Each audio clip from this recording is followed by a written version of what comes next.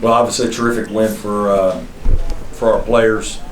I couldn't be more proud of the way that we competed. I didn't think we played very well in the first half. I thought we were a little nervous, and really we started the game. I thought we were getting a lot of good shots, but we didn't make any. Like 1 for 7 maybe to start. I just try to keep convincing our players to hang in there, and if we can make a couple shots and try to bring the game a little closer, I thought we'd have a chance at the end. North Carolina did a good job. They played well for 38 minutes. They really kept us at bay. We made a couple good runs in the second half, and they put it back up to 8 or 10. And then all of a sudden, we obviously got hot and made a couple shots. They turned it over a couple times. And, I thought our kids really executed down the stretch. I thought the last 5 or 6 minutes of regulation and then overtime, we executed our offense really well and got good shots. We got some layups. So it was a fantastic comeback and certainly a terrific win for us. Coach, when you get off to that rough of a start shooting-wise, especially I think through the first 2 segments of the first half, what kind of things do you have to do to try and remedy that kind of thing? Well, you're just, as a coach, you're looking at your shot selection. Are you taking bad shots? If you're taking bad shots, then you're not going to make a very good percentage. If you feel like you're getting good shots, then you need to encourage your players to keep shooting. We don't have a big post presence, so we're going to have to shoot some threes to beat bigger teams. And our team knows that, and that's the one thing that's powerful about the three-point shot is if you make 3 in a row, you can make 3 in a row in a minute, and their 10-point lead is gone. And that's what's really hard about finishing games. When you're playing with a lead and it's, you're not going to shoot as quickly, you're just naturally going to be a little bit more passive, and the team who's behind is playing just the other way. They're in an attack mode. And so they're aggressively making plays. And if you make a couple good plays in a row, you have a chance to steal momentum. And that's kind of what happened today. Brad, Amir kind of dragged you through the end of regulation there. Yeah. And what could you kind of see with him? And then were you surprised UNC didn't foul up 3 at the end? No, because, I've done both. I do both. Sometimes I foul, sometimes I don't foul. We fouled at NC State last year and lost the game. My 90% free throw shooter missed 4 free throws down the stretch, and we ended up losing fouling with 9 seconds left. And so, I guess the numbers say to do it, but, as coaches, we play with our gut. The guy across from me is in the Hall of Fame. He's won 3 national titles. I think if I were his fan base, I'd live with his decision making. And Amir? Amir was fantastic. We ran a great play on that last basket to get him a shot, a little squeeze play that got him a tough. And it wasn't. It was contested. He made a big time shot, and that's what good players do is they've got to carry their team in difficult situations. He made a terrific layup in overtime where he attacked and finished with his left. He made high-level plays, and that's what you got to do. You got to have guys that are doing that to win at this level. We saw the postgame. To end the streak, how important was that? I'm sure you guys were just so tired of hearing about it. Yeah, yes. We don't. It's probably not as big a mountain like down in Clemson every day as people think it is.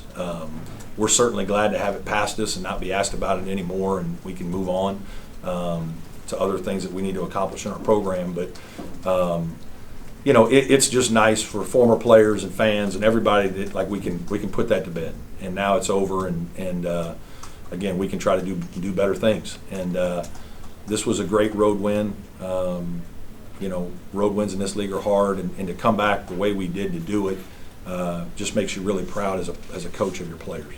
Brad, what can this win do for this team right now, just in terms of the springboard and everything? Yeah, I hope we can build on it. We've actually played reasonably well since Christmas. I thought we played well in the Miami game and made some bad plays down the stretch and lost it. But we really controlled the game. So that one got away from us. Then we played very well against NC State. And we didn't play as well for the full 40 minutes tonight, but we did play well when it mattered most. We played well down the stretch.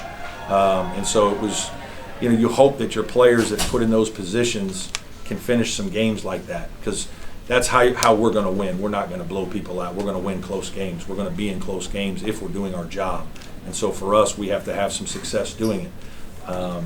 This team, has accomplished some special things. Most people don't know much about it, but the World University Game gold medal that we won representing the United States was remarkable. And we won like 4 games like this, where we were behind and came back and won, or somebody on our team made big free throws or a shot, or we had to get 2 stops in a row in the last 30 seconds to win. So our team, this team has won some games like that, and it's ironic because last year's team, more talented, we lost a bunch of them. We didn't seem.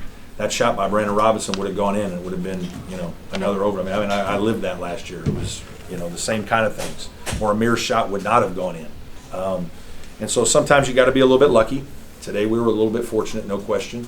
And we'll hopefully build on this, and it gives our guys confidence to play well in this league. I know you said the streak doesn't mean as much as people may think it does in Clemson, but we saw the post-game celebration on the floor. We see some of it in your hair right now, I think, too. What exactly does it mean to your guys? It just means that we don't have to deal with it anymore, to be honest with you. It's always great to win games like this, especially, again, the way we won the game, too. Like, to come back and to keep fighting for 40 minutes when you don't have your best stuff for a while, and it doesn't look like you're going to win. And then your guys just keep trying to play the next play, win the next play, put us in a position to give us a chance. Let's put some pressure on them to make a mistake. And then can we capitalize? And then all of a sudden, you do that, and then in overtime, you got to go win again. You have to go win the next 5 minutes in Chapel Hill with the streak on the line and the pressure and everything with it. And our guys didn't buckle. Like, we played great in the last 5 minutes. And so our team, like, to win it that way, I think is really special. And obviously it meant a lot to our guys. We got a couple kids from North Carolina on our team. They probably hear about it even more than the rest of us. But there's no question this was a significant win. I'm not trying to downplay it at all. This was a big-time win for our guys. For you personally, What's going on? Not much. How you doing? Good. Okay. You mentioned past games, and you've had 2 big comebacks this year. Yeah. TCU back in Yes. November, and this one. How are they similar? How are they different? The TCU game, Amir led us back again. He made some big-time plays. There were really a lot of similarities. I don't know if we made quite as many threes down the stretch, but we were being outplayed, and we were being outplayed today. And in both games, we just kind of kept playing. And our guys have had a knack for just not giving in. And we have executed well in late in games when we've needed it, and this team has done that in both those games. Any more questions? Coach, Tiffany Mack really calmed down and started making shots. When you fouled out, what did you tell the team to encourage you even at that point? You know what? We have a lot of confidence. Hunter Tyson is going to be a good player for us. He's been a little streaky, but he's developing. He's developing nicely, and we have confidence in him. And our guys believe in Hunter. We want him to shoot shots. He made a 3. He had a great little slip play layup, and he rebounds the ball. He fights in there. I mean, he's not real big and strong right now.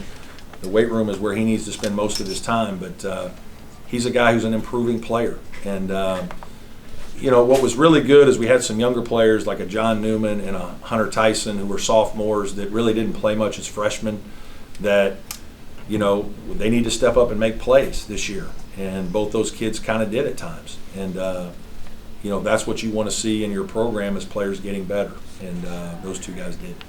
I heard you describe what Newman meant to this ball club out there today. You know what? He's a great energy giver. Like, he can play all day. He's one of those guys that rarely gets tired. He's a very good athlete. He's just learning how to be a really good player and score. Like, he's learning how to score in different ways. He played for a fantastic coach and program at Greensboro Day, Freddie Johnson. I mean, that's as good as it gets. So he was well prepared. But he's just a guy that needed a year to kind of, figure out the level. And he's starting to do that now, and now he's getting more opportunity, and he's really starting to capitalize. All good. Thanks, everybody. Appreciate it.